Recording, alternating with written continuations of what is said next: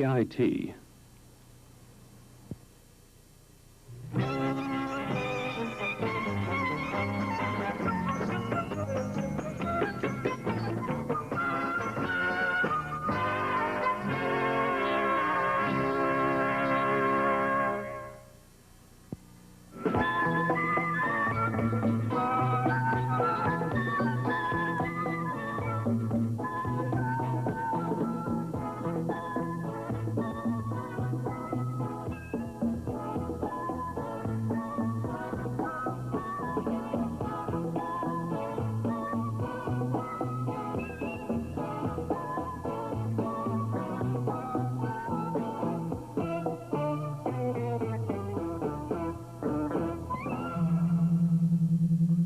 If something went wrong with your television set right in the middle of your favorite program, would you rather the audio went out and you still had the video, or would you rather lose the video and still keep the audio?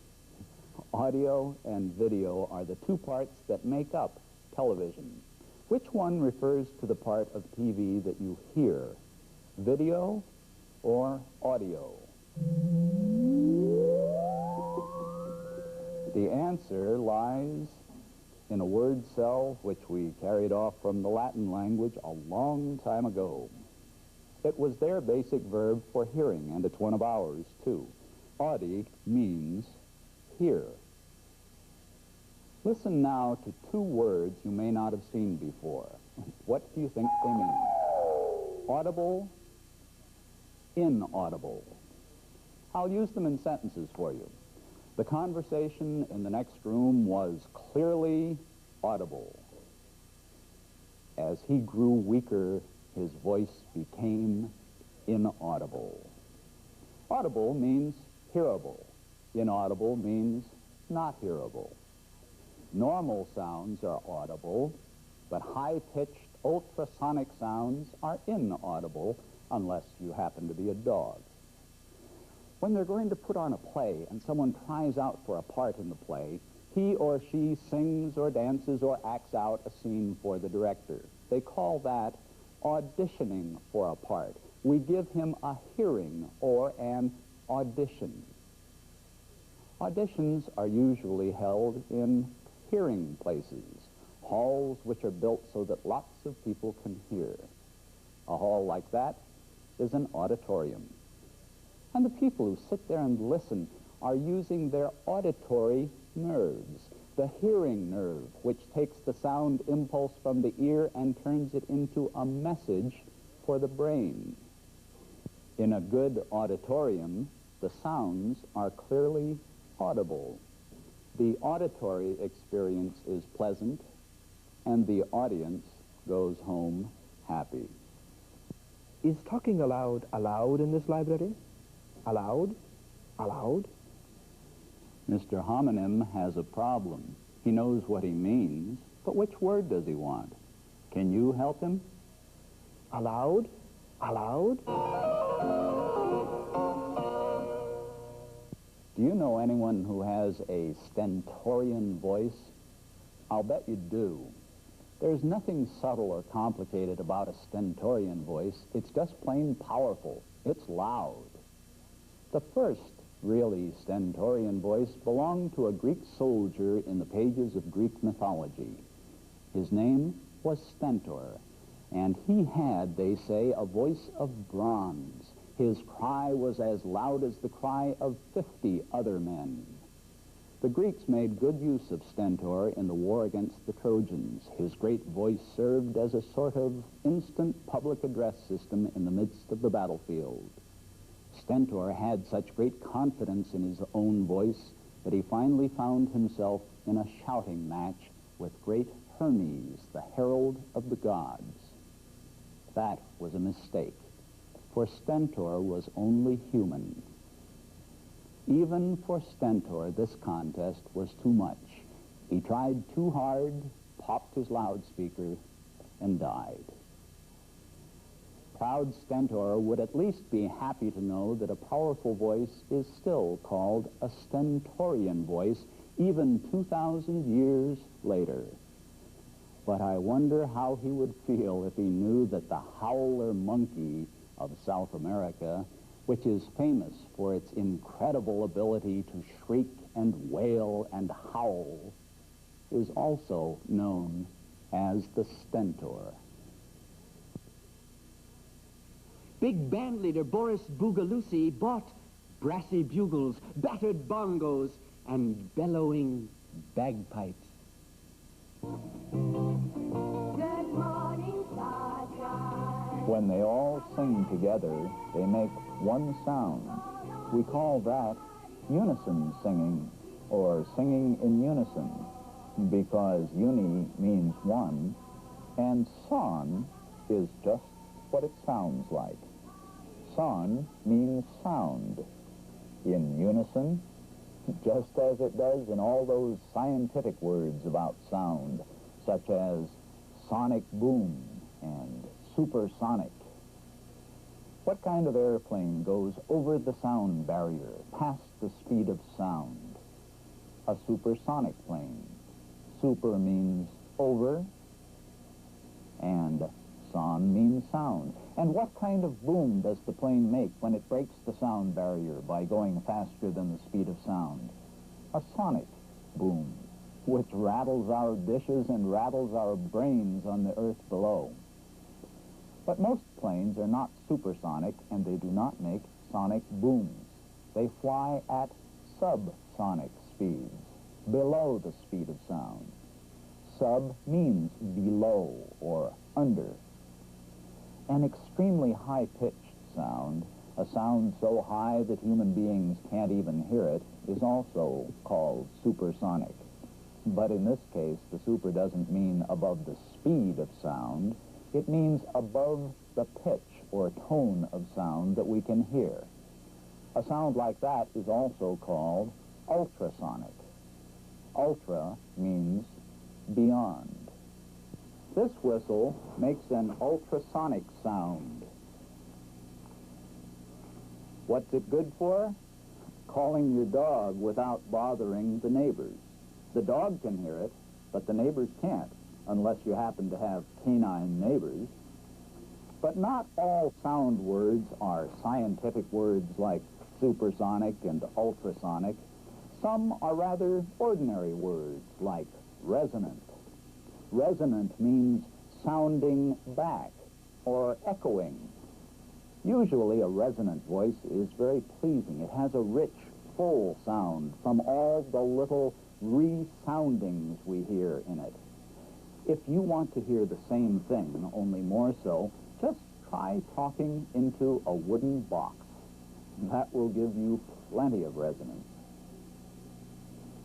When people sing together, really together, they sound good. What do you think would happen if all the singers tried sounding apart, each making his own kind of sound? There's a name for that kind of sound. We call it dissonant. Just imagine what a really dissonant sound would be like if a whole group of singers decided to sing separately instead of together. Wouldn't that be unique and wonderful? Now it's time for Super Words. A word which will enable you to fill your speech with the jolly, jubilant jumble of jingling chimes, the tingling, clinking, clangorous jangle of bells that knell and toll and roll from your tongue with the splendorous peal of the magic word, tintinnabulation. It was Edgar Allan Poe, the great writer about horror and mystery, who first brought tintinnabulation to English. Most of it he got from the Latin word tintinnabulum, which meant a bell. The rest he found in his own knowledge of word cells. He put it all together to make tintinnabulation a very majestic and musical way of saying the sound of ringing bells. Any kind of bells, like this. He listened to the tiny tintinnabulation of the collar of his cat. Or this. He was awakened by the tremendous tintinnabulation of the cathedral bells. But when Edgar Allan Poe first used the word in the poem he called Bells, he used it just for its sound and rhythm. Listen, here is a part of what he said. Hear the sledges with the bells, silver bells. What a world of merriment their melody foretells. How they tinkle, tinkle, tinkle in the icy air of night, while the stars that oversprinkle all the heavens seem to twinkle with a crystalline delight, keeping time, time, time, in a sort of runic rhyme to the tintinnabulation that so musically wells from the bells, bells, bells, bells, bells, bells, bells. Did you ever listen to the sound of stereo? It comes at you from both sides. In fact, sometimes the sounds of stereo seem to come at you from just about everywhere, as if you were living inside a great big cube and the whole cube was full of sound.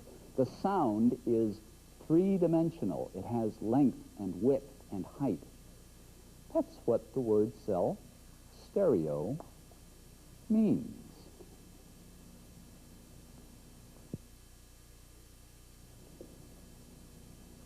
Three-dimensional. But there's another way of saying three-dimensional. Anything with three dimensions is also a solid. Stereo also means solid. Stereo really gets around in more ways than one.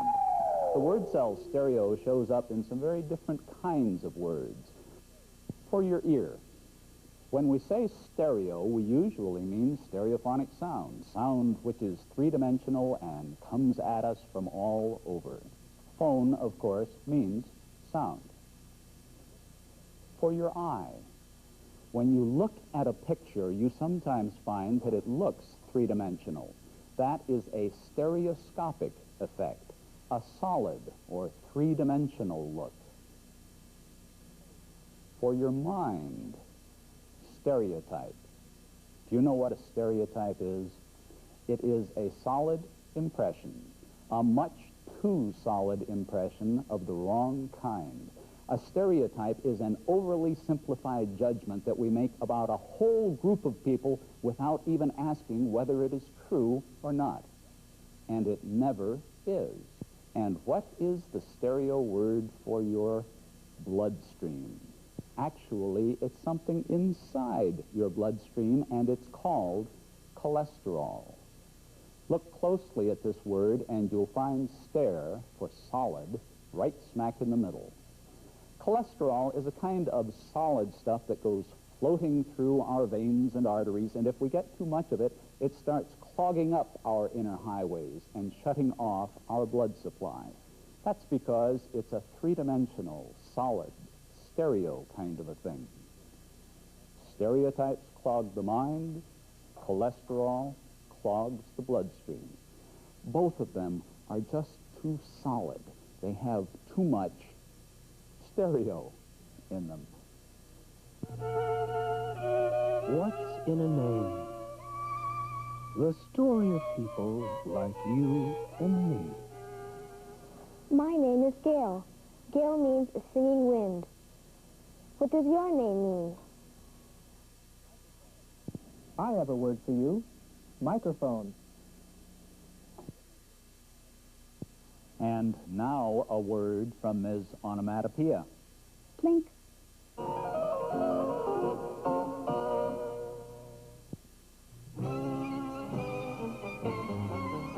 Wordsmith was produced by AIT in the facilities of KLCS, Channel 58, Los Angeles Unified School District.